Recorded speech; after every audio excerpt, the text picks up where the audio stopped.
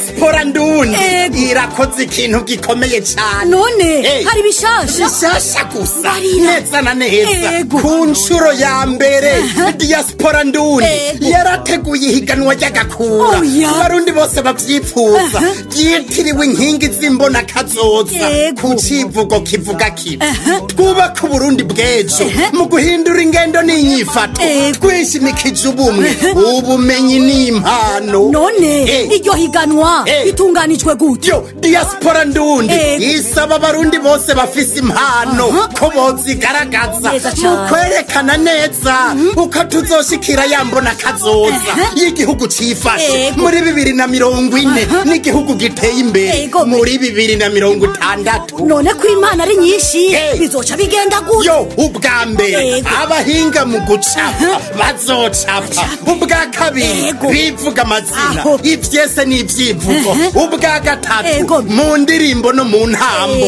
ubwa kane mu gutwenza abantu, ubwa gatanu bigaca mu dukino. None tuziyandikisha gute?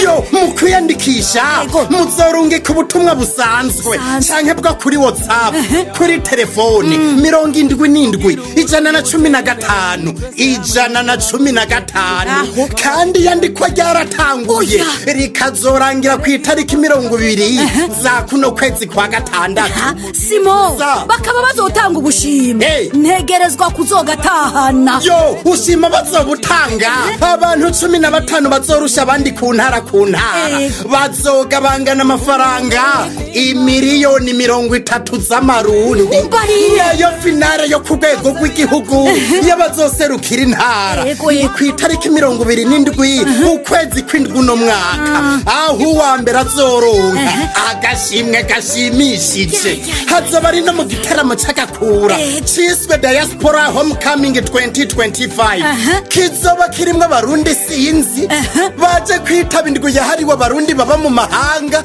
izotangura kuva ku itariki 29 gushika ku 31 z'ukwezi kw'indwi. Bikaba ari bijanye na yambona kazoza negerezwa kuba uwa mbere ku rwego rw'igihugu kubera kuko ndayitahura gabundi uriyemera cyane gose. Barundi muba mu Burundi no mu mahanga sidukane niyo nka muri iryo higanwa, mwiyandikishe mugaragaze uko twoshikira yambona kazoza biciye mu mpano zanyu. Iyandikishe mu kurungika message kuri 77 tuba inkingi z'imbona kazoza kumwe na diaspora Burundi idasinzira yunze ubumwe y'ibikorwa.